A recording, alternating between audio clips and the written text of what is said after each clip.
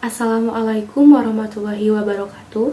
Salam Om Swastiastu, Namo Buddhaya, salam kebajikan, salam sejahtera bagi kita semua. Perkenalkan, saya Delani, mahasiswi manajemen dengan nomor NIM 2022008008. Pada kesempatan kali ini, saya ingin presentasi atau mengilas balik mata kuliah Filsafat Ilmu dengan topik yang akan dibahas pada sesi 2, yaitu pengetahuan ilmiah dan non-ilmiah serta metode ilmiah. Topik ini penting dalam filsafat ilmu karena menjadi dasar untuk memahami apa yang disebut sebagai ilmu pengetahuan. Dan selanjutnya di sini ada latar belakang. Manusia secara kodrati memiliki rasa ingin tahu terhadap berbagai fenomena kehidupan. Namun tidak semua hasil dari rasa ingin tahu tersebut dapat disebut dengan ilmu. Oleh karena itu, diperlukan metode dan kriteria tertentu agar suatu pengetahuan dapat dikategorikan sebagai pengetahuan ilmiah. Disinilah filsafat ilmu berperan, yaitu membahas hakikat pengetahuan, kebenaran, serta metode yang digunakan dalam memperoleh ilmu. Dan slide selanjutnya di sini ada pengertian pengetahuan. Apa sih pengetahuan itu? Pengetahuan merupakan sesuatu yang hadir dalam pikiran manusia sebagai hasil interaksi dengan lingkungan. Pengetahuan tidak hanya berasal dari pengetahuan empiris, tetapi juga mencakup emosi, tradisi, informasi, dan hasil pemikiran.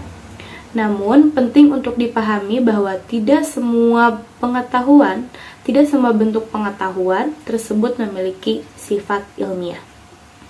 Kemudian slide selanjutnya di sini ada jenis-jenis pengetahuan. Secara umum, pengetahuan dapat dibedakan menjadi 3.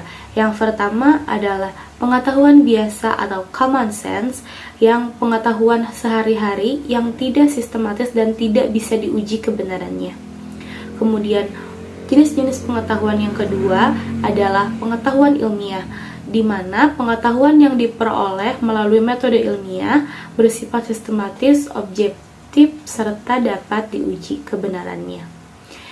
Yang ketiga, pengetahuan filsafat, yang bertujuan mencari hakikat terdalam dari suatu realistis melalui pemikiran reflektif dan abstrak, khususnya dalam kajian ontologi, epistemologi, dan aksiologi.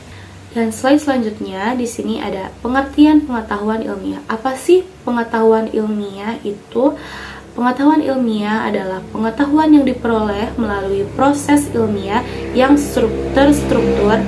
Pengetahuan ini didasarkan pada observasi, eksperimen, serta bukti empiris. Tujuan utamanya adalah menemukan kebenaran yang objektif sehingga hasilnya dapat diverifikasi dan direplikasi oleh peneliti lain. Dan selanjutnya di sini ada karakteristik pengetahuan ilmiah. Pengetahuan ilmiah memiliki beberapa karakteristik utama, bersifat rasional karena dapat diterima oleh akal sehat, objektif karena tidak dipengaruhi kepentingan pribadi, dan empiris karena berdasarkan fakta. Selain itu, pengetahuan ilmiah bersifat sistematis, akumulatif, serta dapat direplikasi atau diuji ulang.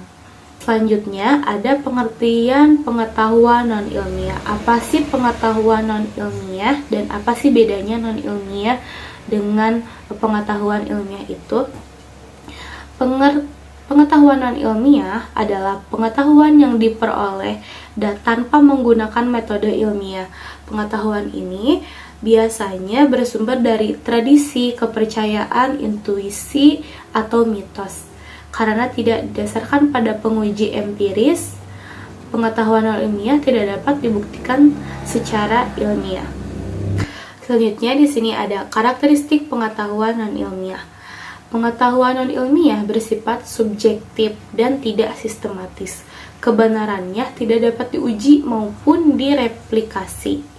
Oleh karena itu, kebenaran pengetahuan non-ilmiah seringkali bersifat personal atau dipengaruhi oleh budaya tertentu. Dan slide selanjutnya di sini ada perbedaan pengetahuan ilmiah dan non-ilmiah. Apa sih perbedaan pengetahuan ilmiah dan non-ilmiah itu? Pada slide kali ini ditunjukkan perbedaan utama antara pengetahuan ilmiah dan non-ilmiah. Pengetahuan ilmiah bersifat objektif, berbasis data empiris, menggunakan metode ilmiah serta dapat diuji ulang kebenarannya. Kemudian non-ilmiah adalah sebaliknya dari pengetahuan ilmiah. Pengetahuan non-ilmiah bersifat subjektif berdasarkan keyakinan, tidak menggunakan metode ilmiah, dan tidak dapat diuji ulang kebenarannya. Kemudian, slide yang selanjutnya ada kebenaran pengetahuan. Dalam filsafat ilmu, kebenaran pengetahuan tidak bersifat tunggal. Kebenaran dapat diukur melalui tiga teori. Teori yang pertama adalah teori koherensi, menyatakan bahwa kebenaran ditentukan oleh konsistensi dengan pengetahuan selanjutnya. Kemudian teori selanjutnya, teori yang kedua, teori korespondensi, di mana teori ini menyatakan bahwa kebenaran harus sesuai dengan fakta empiris. Dan teori yang terakhir adalah teori pragmatis. Sedangkan teori ini menilai kebenaran dan manfaat praktisnya.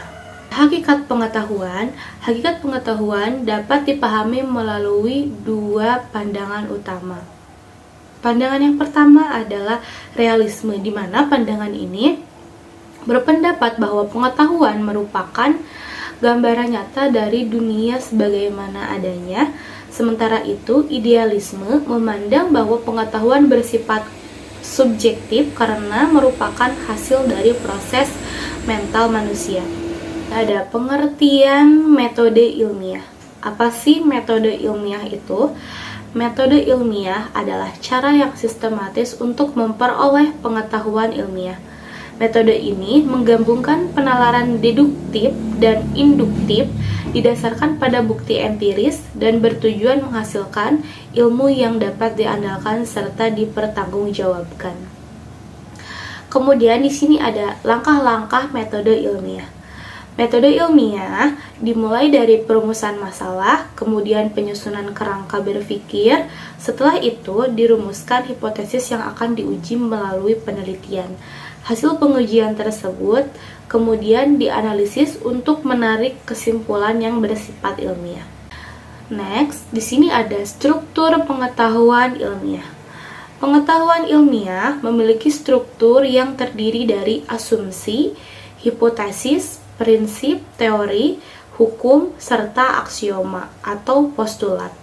Struktur ini menunjukkan bahwa ilmu pengetahuan bersifat dinamis, tidak mutlak, dan selalu terbuka untuk disempurnakan. Selanjutnya, pentingnya memahami pengetahuan ilmiah. Kenapa sih kita penting untuk memahami pengetahuan ilmiah? Nah, pemahaman terhadap pengetahuan ilmiah sangat penting karena membantu kita berpikir secara kritis, bisa membedakan fakta dan opini, serta menghindari mitos dan hoax. Selain itu, pengetahuan ilmiah mendukung pengambilan keputusan yang rasional dan bertanggung jawab. Dan yang terakhir di sini adalah kesimpulan. Nah, sebagai penutup dapat disimpulkan bahwa tidak semua pengetahuan dapat disebut sebagai ilmu. Pengetahuan ilmiah memiliki metode dan kriteria khusus, dan metode ilmiah merupakan dasar utama lainnya ilmu pengetahuan. Pemahaman ini sangat penting dalam dunia akademik dan penelitian. Sekian yang bisa saya jelaskan. Mohon maaf bila banyak kekurangan. Terima kasih. Wassalamualaikum warahmatullahi wabarakatuh.